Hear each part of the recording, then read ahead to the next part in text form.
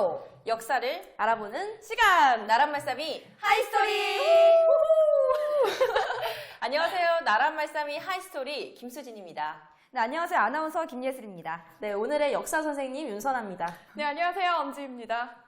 하이스토리에서는 우리나라의 고어를 알아보고 그 고어가 사용된 역사를 이야기해 보겠습니다. 네, 과거에는 또 어떤 단어들이 쓰였고 어떻게 변화되어 갔는지 알아보는 유익한 시간이 될 것 같습니다. 맞아요. 또 고어에 대한 공부는 정말 필요한 것 같아요. 맞아요. 아니, 저희 사극 볼 때 분명 우리가 쓰는 한글이 맞는데 잘 알아듣지 못한 경험이 있거든요. 그런 경험들 다들 없으세요? 전 없는데요. 아, 예슬 씨는 네. 다 알아듣시나 봐요. 기본이죠. 그러면 예슬 씨는 여기서 스튜디오 밖으로 조용히 나가주시면 잠깐만 나갔다 오겠습니다. 조금만 기다려주세요. 저는 지희 씨 말에 진짜 동감하는데요. 그쵸. 사극에서 사용되는 용어들이 정말 생소할 때가 많았어요, 저는. 아주 농담이었고요. 동감합니다. 왜 아는 척했어요? 잠깐 해봤어요. 그냥. 지금 밖에 안 나가고 싶어서 이렇게 손가락 딜듯이 지금 말을 바꾸고 계신 것 같아요. 눈치가 굉장히 빠르시네. 그냥 넘어가 주시는 걸로. 네, 그럼 넘어가도록 하고 요즘 10대들이 또 사용하는 은어도 사실 저희가 알아듣기 맞아요. 힘들잖아요. 맞아요. 네, 우리나라 말인데 외계어 같기도 하고 약간 맞아요. 그런 느낌 아닌가요? 맞아요. 저도 사극을 굉장히 즐겨보는데요. 사극을 보면서 이해 못하는 단어들이 굉장히 많잖아요. 그래서 막 사극에 대한 그런 단어 설명이 없이는 정말 이해를 못하겠더라고요. 진짜 저는. 외계어, 말 그대로 네. 외계어 같아요. 네, 맞습니다. 시대의 변화에 맞게 단어의 쓰임이 달라지기 때문인데요. 그래서 오늘 역사 이야기를 우리 윤선아 아나운서가 준비했다고 합니다. 언제 준비하셨어요? 제가 또 준비해왔다. 열심히 준비를 해왔습니다. 와, 선생님 기대해보겠습니다. 네, 오늘 고어로 알아보는 역사. 오늘의 첫 번째 키워드는 바로 외구입니다. 외구요? 네, 외구요. 왜 그래? 진짜 외구래? 진짜 외구래? 저 외구 랩이라고 하실 거예요. 외구라고요, 외구. 외구. 또 저희가 이 외구의 침략으로 고려시대 백성들이 정말 많은 피해를 받았었잖아요. 네, 맞습니다. 이 고려말 왜구는 곡식 약탈을 위해서 이 고려를 침략하게 됩니다. 그리고 그 침략의 수와 규모는 정말 여러분들이 상상조차 할 수 없을 정도의 어마어마한 그런 군대였다고 하는데요. 이 어느 정도였냐면 최대 500척의 대선단을 이끌고 무려 500회 이상 고려를 침략했다고 합니다. 와, 진짜 너무한다. 그런데 500회 이상 침략을 했는데도 무너지지 않을 정도면 이 고려의 군사력도 만만치 않았던 것 같아요. 아니 근데 지희 씨 되게 긍정적인 게 전 듣자마자 화났거든요. 엄청 지금? 잔뜩 화났어요, 지금. 잔뜩 화났어요. 근데 또 그런 측면으로 보면은 또 그렇게 생각이 될 수 있겠네요. 그럼요. 긍정의 아이콘. 그럼요. 제가 또 마음이 아픈 가운데 그런 장점을 또 쏙 뽑아내지 않습니까? 그렇네요. 목이네요, 목이. 근데 일반 백성들을 상대로 어떻게 그렇게 군대를 이끌고 무지막지하게 그러니까요. 쳐들어올 수가 있죠? 근데 여기서 또 포인트가 방순희 씨가 군대라고 하셨는데 여러분 군대가 뭐죠? 아니, 군대는. 군인의 집단이잖아요. 그렇죠. 그러면 왜구는 뭘까요? 그 외가 일단 일본이잖아요. 그쵸. 그러니까 외 일본 세력이라서 일본 부대 아닐까요? 외구. 일본 부대. 일단 외가 일본인 건 뭐 다들 알고 있는 그렇죠. 사실이고요. 네. 그 외구에서 구가 과연 그 군대를 뜻하는 게 맞을까요? 아, 구요? 물어보는 거 보니까 아니네. 구는 뭐 외가 일본이니까 뭐 일본 세력에서 뭐 일본의 구역이다 해서 뭐 구역 이런 거 아니에요? 구역, 내 구역이다. 그런 거 아닐까요? 내 구역이다. 비슷한데 아닙니다. 아, 그래요? 아, 제가 이 얘기를 좀 더 들려드릴 테니까 네. 이 왜구가 네. 고려를 침략한 이유가 바로 곡식 약탈 때문이었다고 제가 아까 말씀드렸잖아요. 네. 이 왜구들의 근거지인 쓰시마의 농토가 좋지 않아서 이 자급자족이 굉장히 힘들었다고 합니다.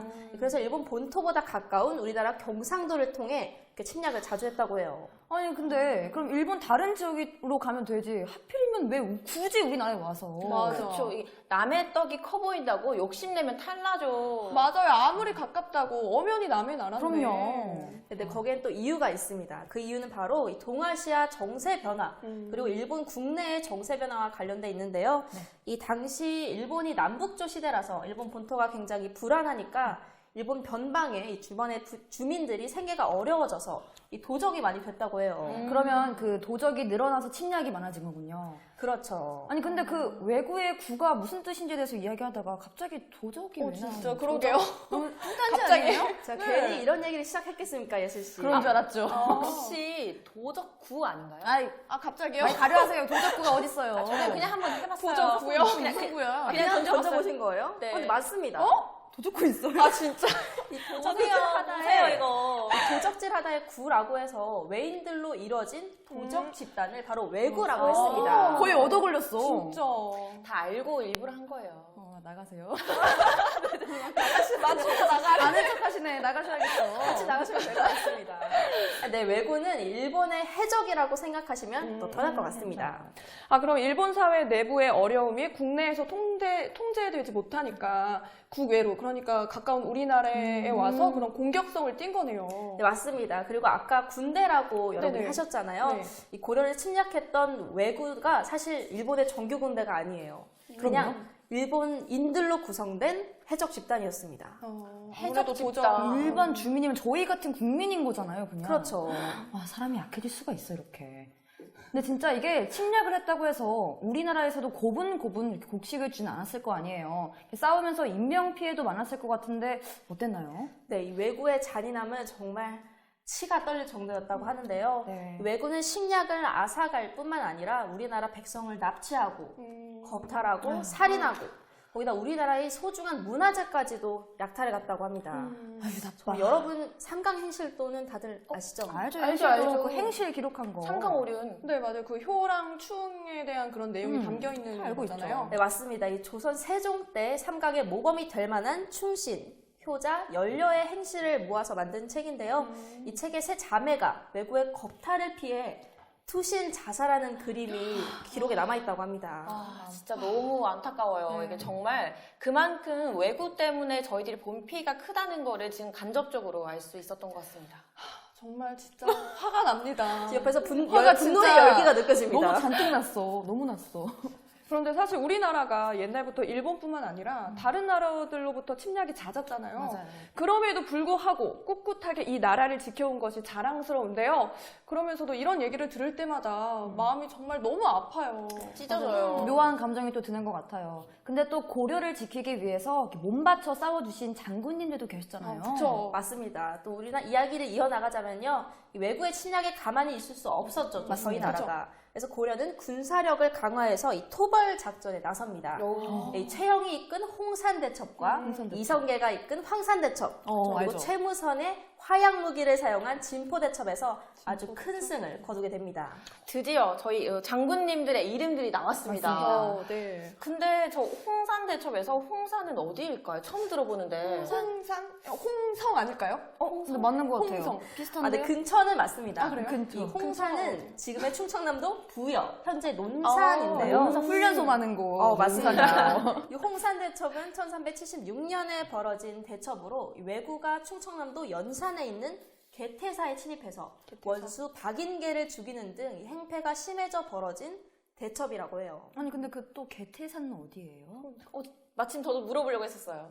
이 홍산이 논산이라고 제가 말씀을 드렸잖아요. 네. 근데 이 개태산은 그 논산에 위치한 절 이름입니다. 절. 네, 이때 최영 장군이 자진해서 출정해서 이 왜구를 거의 전멸시켰다고 해요. 와, 자진해서 전쟁에 나가셨다니까 역시 최영 장군님 진짜 대단하십니다. 근데 또 이렇게 듣다 보니까 지금 정말 저희들이 지금까지 모르는 고어들이 있었네요. 많아요. 그러니까요. 여러분 지금 굉장히 유익한 시간을 저와 함께 보내고 계신 거예요. 감사합니다. 감사합니다. 계속해서 선생님 외고 속탕전 얘기해 주셔야죠. 네. 네. 최영 장군이 홍산대첩에서 대승을 거두고 난 후에 1380년 이 외선 500여 척이 또 진포에 침입을 하게 됩니다. 네, 이때 승리를 거둔 싸움이 바로 진포대첩이죠. 근데 진포대첩 처음 듣는데 이 외선이면 해전인 것 같은데 진포는 또 어딘가요? 목포 아닐까요? 어디지? 목포? 진포? 네, 아까는 논산이라고 제가 말씀드렸잖아요. 네. 이 진포는 지금 현재 군산입니다. 아, 군산. 네, 이 진포대첩은 1350년 왜구들이 고려에 본격적으로 침입하기 시작한 이래 이 30년 만에 고려 수군이 거둔 최초의 승리입니다. 근데 저는 외구 토벌하면 그 이성계의 황산대첩이 제일 먼저 맞아요. 떠오르는데요. 황산대첩 얘기는 잠시만 기다려주세요. 저 깜짝 놀랐어요. 지금 다음 페이지에 나와 있는 건데. 보지 마세요. 여기요. 네, 이 왜구는 곡식을 노략질하기 위해 군산으로 침입을 해왔죠. 이 고려 정부는 왜구의 대함대가 침입했다는 급보를 받고 이 최무선의 지휘하에 화약 무기를 적재한 신형 함선 100척을 출동시켜서 이 외선을 소탕하도록 했습니다. 네, 그래서 고려 함대는 적선 500척을 모조리 파괴시키고 또 왜구들에게 붙잡혀 있던 우리나라 인질 330명의 고려 백성도 구출시켰습니다. 박수가 돼요. 자, 여기서 한번 박수 치고 가야죠. 아, 진짜 속이 다 그쵸. 시원합니다. 사이다 같은 승리였어요, 그러니까 진짜. 저기 500척의 함대를 가지고 있는데 우리나라는 100척의 함대로 그걸 모두 소멸시켰다는 게 정말 그러니까요. 대단한 정말 거잖아요. 대단해요. 대단합니다. 네, 그리고 여기서 또 주목할 게 한 가지 더 있습니다. 저 알 것 같아요. 혹시 화양국이 아닌가요? 신난 거 아니에요, 너무? 신난 거 아니에요? 굉장히 화포 맞죠? 예리한 질문이었습니다. 맞아요. 이 진포대첩은 세계 해전사에서 처음으로 화포를 사용한 전투였습니다. 처음으로요? 와. 네, 세계에서 최초로. 와, 세계 최초면 고려 시대에서 정말 최고의 무기 사양이었네요. 진짜 대단합니다. 맞아요. 네, 그리고 또 진포대첩으로 왜구의 기세가 크게 꺾였고요. 이 조선 왕조 개창에 일조하게 됐습니다. 이 진포대첩으로 황산대첩이 가능하게 된 거죠. 네, 그리고 진포대첩의 전술은 200년 이후에 일어난 임진왜란, 다들 아시죠? 네, 네. 알죠, 네, 이 알죠. 임진왜란에서도 사용될 정도로 선진적인 전술이었고요. 또 조선 수군의 전술 모델이 됐습니다. 네, 지금까지가 키워드 외구의 역사 이야기였습니다. 와, 너무 재밌다.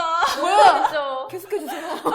이렇게 일본의 해적인 키워드 왜구를 시작으로 해서요. 최영 장군의 홍산대첩, 그리고 최무선 장군의 진포대첩까지 알아봤습니다. 홍산은 논산, 진포는 군산, 개태산은 논산에 있는 절. 맞죠? 와. 다 이었습니다. 의외로 굉장히 예슬 씨가 모범생이시네요. 뭐가 의외예요? 열이가 여기 딱 넘쳐요. 봐도 그냥 모범생인데? 아, 근데 의외였어요, 이게- 저는. 이게 근데 정말 저절로 공부가 되는 것 같아요. 맞아요. 맞아요. 다음 이야기도 지금 너무 궁금한데요. 선아 씨, 두 번째 키워드 뭔가요? 이렇게 학구열을 불태우는 여러분을 보니까 제 이야기 보따리를 풀맛이 나네요. 설미석입니다. 네, 두 번째 소개해드릴 키워드는 바로 주공입니다.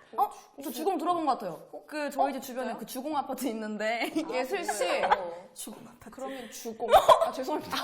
같이 나가주세요. 죄송합니다. 진짜 주공? 그래서 주공이 대체 뭔가요? 죄송합니다, 여러분. 제가 대신 사과를 드리고요. 우선 조선 초기 이야기를 통해 좀 더 추측해보세요, 여러분. 조선 제1대왕이 누군지는 다들 아시죠? 나 알죠. 알죠. 태정, 이성계. 태세, 문단세. 그 태조 이성계잖아요. 네, 지금 이걸 질문이라고 하신 거고요. 너무 무시하는 그 거 주공 아니에요? 아파트에서. 네, 제가 잘못했습니다, 여러분. 네, 진정하시고요. 조선 1대왕, 여러분이 말씀하신 대로 바로 태조 이성계죠. 네. 황산대첩 얘기하시려고 이성계를 거론하신 거군요. 큰 그림이다. 아, 맞네요, 맞네요. 큰 그런데 주공이라는 고어와 이성계가 어떤 관련이 있나요? 그러니까 제가 이야기를 왜 꺼냈을까요, 여러분? 관련이 있어서요. 그렇죠. 어떤 관련이 있을까요? 주공이 이성계는 왕이잖아요. 네. 그래서 주공, 왕 해서 주공이 왕이라는 뜻인가요? 주공이 왕이. 근데 주공. 그래서 주인공이 주공. 오, 아닌가요? 진짜 그럴싸하네요. 여러분, 제 대본 훔쳐보신 거 아닌가요? 맞다요, 살짝.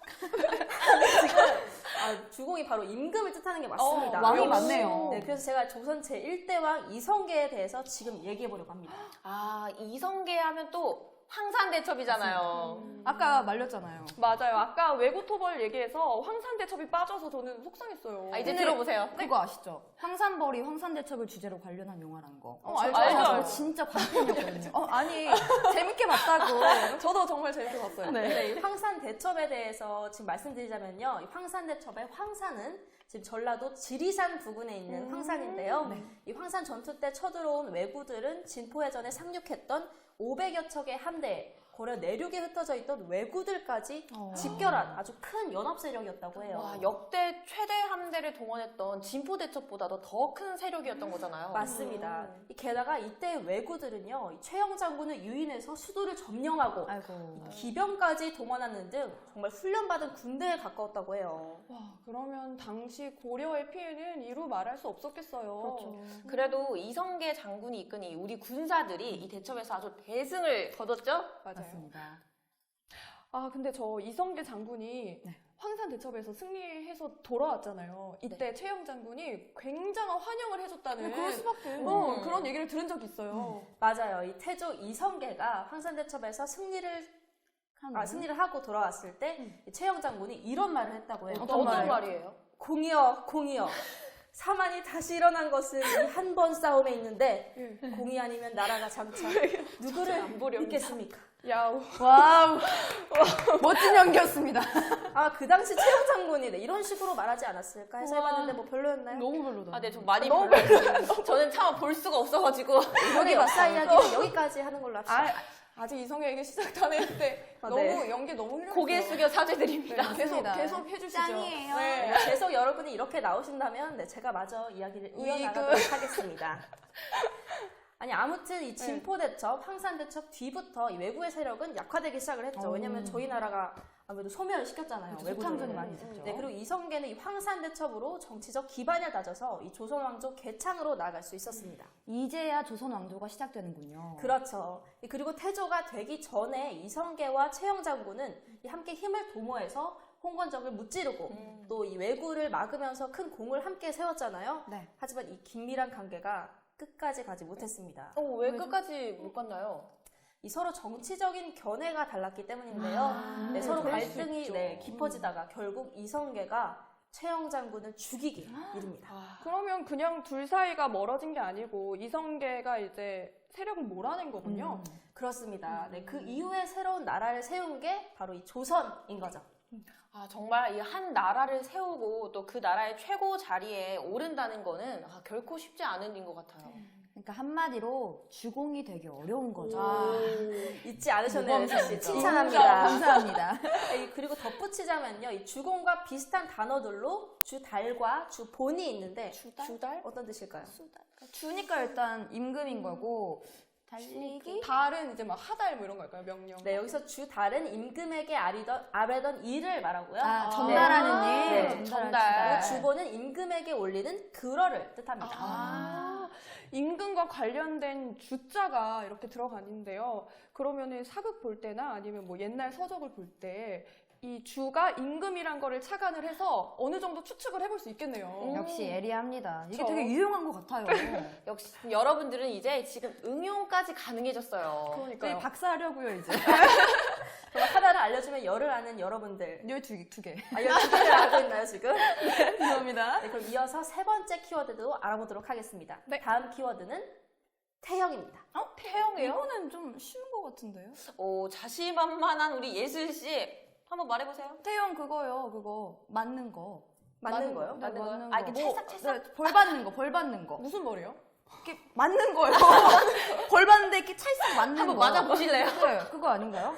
아니, 맞긴 한데, 정 2% 부족한 대답이네요. 2%밖에 안 부족하네. 네. 굉장히 긍정이 아주. 네. 네, 태형은 5형 중에 가장 가벼운 형벌로요. 이 죄수를 형대에 묶고 하의를 내려서 맨 엉덩이를 한 대씩 때리면서 세는 형벌입니다. 왜 웃으시나요? 네. 그 찰싹 맞는 거죠. 네. 네, 몇 대예요? 2대 맞아야죠, 2대. 근데 이런 거는 곤장 아니에요? 근데 생각해보니까 그렇네. 곤장이랑 태형이랑 뭐가 다른 건가요? 네, 이렇게 흔히 곤장과 태형을 같은 의미로 혼동하는 분들이 계세요. 근데 이 곤장은 죄인의 볼기를 치던 형구나 또는 그 형벌을 뜻합니다. 여러분. 그럼 같은 거 맞잖아요. 네. 아니죠. 이 때리는 도구가 달랐습니다. 도구가. 네, 이 태형이 5형 중 하나라고 제가 아까 말씀을 드렸잖아요. 네. 이 5형에는 태형 외에도 장형, 도형, 그리고 유형, 사형이 있는데요. 이 곤장은 장형에 해당합니다. 제일 센 거네요.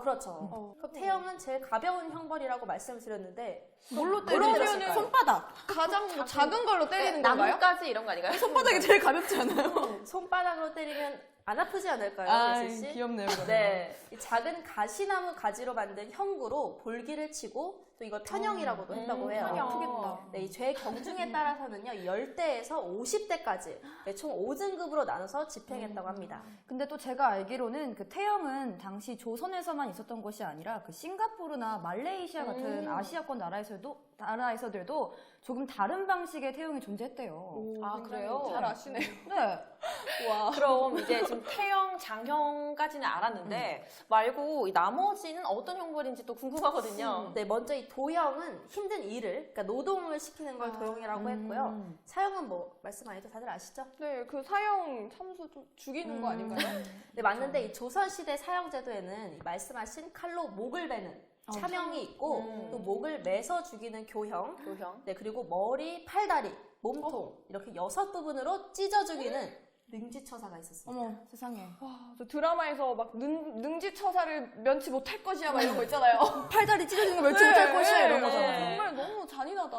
근데 근데 또 그쵸. 대체 어떤 대역죄를 지면 능지처사를 당할까요? 이 더 놀라운 것은 우리나라는 거열이라고 해서 네. 이 팔과 다리를 각각 다른 수레에 메고 수레를 끌어서 찢어 죽였습니다. 근데 이게 그렇게 찢어진 총 6부분이죠. 이 머리, 몸, 그리고 팔과 다리를 각 지방에 돌려서 일반 백성들이 보도록 했다고 합니다. 잠깐만, 진짜 내 무섭다. 팔 붙어있지? 괜찮니? 괜찮아요. 저 잠깐 상상했는데 지금 너무 끔찍해요. 네, 옛날에 제가 어떤 사극 드라마를 봤는데 이제 첫 회에 초반 부분에 능지처참을 당한 장면이 나오는 거예요. 약간 어릴 때였는데 보고 너무 충격을 받아가지고 아직도 기억이 나요. 네, 이 아무튼 사형이 최고형이고요. 이 비록 죄는 무거우나 사형만은 면해준 것이 바로 유형입니다. 그러면 실제로 태형을 받았던 우리 어떤 역사적인 인물은 없을까요? 그러게요. 있죠. 그 유명한 이방원이 50대 아. 태형 중에서는 가장 높은 형벌을 받았다고 해요. 이방원. 이방원이면 왕자의 난을 일으켰잖아요. 그래서 맞아요. 형벌을 받았나요? 지희씨, 난을 일으켰는데 그러게요. 겨우 사형이 아니라 태형으로 끝날 리가 있겠어요? 아니 왕자니까 그 정도로 끊을 수도 있죠. 아무리 그래도 사형감인 것 같은데? 그렇죠. 좀 나는 약하죠. 아니고 이 훈련을 따르지 않았다는 제목으로 받긴 했습니다. 아 훈련이요? 네. 훈련하면 또 군사훈련밖에 안 떠오르는데. 저도요. 군사훈련 맞습니다. 아 그렇구나. 심플하네요. 또 얻어올리셨어요. 네, 얻어걸렸어요. 이쪽 테이블에서 자꾸 아까부터 불안해지고 있어요. 막 던져야겠네, 여기. 저가. 분발할게요. 네. 이 태조 이성계 다음으로 최고의 권력을 가졌던 사람이 이 정도전이잖아요. 네. 정도전이죠. 이 조선 초의 정도전은요, 이 명과의 긴장이 고조되자 이 진법 훈련을 실시하게 됩니다. 네, 이때 왕실과 종친들에게는요, 이 진법 훈련이란 사실상 사병 해체의 의미였어요. 사병 해체요. 네, 이 사병의 지휘 체계를 무너뜨려서 왕자들과 절제사들의 영향력을 이제 약화하려는 의도가 있었던 거죠. 그런데 나중에 이방원이 정도전을 제거하잖아요. 그렇죠. 그런데 이방원은 왕자잖아요. 네, 근데 아무리 뭐 태형을 받았다고 해서 과연 직접 이렇게 벌을 받았을까요? 아주 예리한 질문입니다. 받지 않았을까요? 이방원은 훈련을 따르지 않았다는 이유로 50대에 태형이 내려졌는데 네. 실제로 벌을 받은 사람은 이방원의 휘하가 대신 받아요. 왜? 억울해. 불쌍해. 이 사람이 무슨 죄야? 옛날 조선 시대에는 약간 좀 양반 대신에 노비가 대신 벌을 받고 그랬대요. 그렇죠. 이런 일이 비일비재했죠, 사실. 또 그리고 개국공신에서 이 이방원의 이름이 빠지고 또 왕세자 자리에도 막내 아들인 이방석이 책봉됐죠. 방석. 왜냐하면 네. 개국공신과 이방석 세자 선생님. 책봉은 바로 이 정도전의 관할이었기 때문입니다. 그래서 이방원이 정도전을 상대로 왕자의 난을 일으켰고 그래서 정도전이 결국은 죽게 된 거군요. 맞습니다. 근데 좀 안 됐긴 해요. 그래도 개국의 가장 공이 큰 분인데, 그쵸? 그렇죠. 이방원 씨 죄송합니다. 이명훈 선생님이. 네, 맞아요. 그리고 야심과 재질도 아주 큰 인물이었다고 하더라고요. 예슬 씨 아주 잘 알고 있습니다. 네, 이렇게 여러분들이 제 이야기를 너무 열심히 또 재밌게 들어주셔서 벌써 오늘 제가 준비한 얘기가 끝났어요? 끝났습니다. 끝이에요? 와, 진짜 치고 빠지는 게 장난 아니네요, 선아 씨. 밀당 그럼요, 잘하시네요. 밀당. 오늘 나란 말씀의 하이스토리는 여기까지입니다. 아니, 수진 씨는 왜 갑자기 마무리하는 거예요? 왜요? 아쉬운데 계속 하고 싶은데. 태용 말고. 아쉬워요. 그 다음 뭐예요? 태용 말고. 알려주세요. 다음 이야기 없어요? 제가 준비한 이야기가 여기까지라서 빨리 마무리를 해야 됩니다, 수진 씨가. 많이 아쉬우시겠지만 저희가 또 1부가 이렇게 마무리되고 나면 2부가 남아있잖아요. 그쵸. 네, 다들 오늘 어떠셨어요? 이렇게 고어의 뜻을 알아보면서 역사 이야기까지 함께 얘기를 나눠보니까요. 정말 일석이조인 것 같아요. 맞아요. 옛말도 알고 역사도 다시 한번 되짚어보고 정말 저는 유익한 시간이었습니다. 그리고 또 역사에 대해 알려주는 경우는 많은데 이렇게 고어의 의미나 그에 관련한 역사를 알려주는 건 처음인 것 같아요. 맞아요. 그리고 또 역사 이야기랑 고어랑 같이 들으니까 그 뜻이 더 잘 기억에 남을 것 같습니다. 오늘 진짜 다들 고어 박사 학위 하나씩은 따시겠어요. 끝날 때쯤엔 진짜 이제 고어 박사 될 것 같아요. 맞습니다. 저는 노려봅니다. 수료식 할 거예요. 인증샷 인증샷 보내주세요. 오늘 역사 이야기 들려주느라고 너무 고생한 선아 씨. 네, 고생했습니다, 어떠셨어요? 선아 씨. 저도 사실 역사에 대해서 정말 꽤 많이 안다고 생각을 했었는데, 네, 경기도 오산이었고요. 진짜 우산이었어요? 아니, 몰라도 그냥 짐작만 하고 넘어갔던 고어들이 저기요, 제가 말하고 있잖아요. 죄송합니다. 네, 그냥 짐작만 하고 넘어갔던 고어들이 꽤 많더라고요. 맞아요. 외구만 해도 그렇고요. 네, 이렇게 오늘 이렇게 역사 이야기를 제가 준비해서 들려드렸는데 제가 앞으로도 꾸준히 열심히 공부해야겠다는 생각이 마구마구 들었습니다. 네, 열심히 해요. 맞습니다. 네, 오늘 선아 씨 오늘 다시 한번 진짜 고생 너무 많으셨습니다. 고어와 역사를 함께 알아보는 나란 말싸미 하이스토리. 다음 시간에는 또 다른 고어와 재밌는 역사 이야기로 찾아뵙겠습니다. 저희 2부에서 만나요.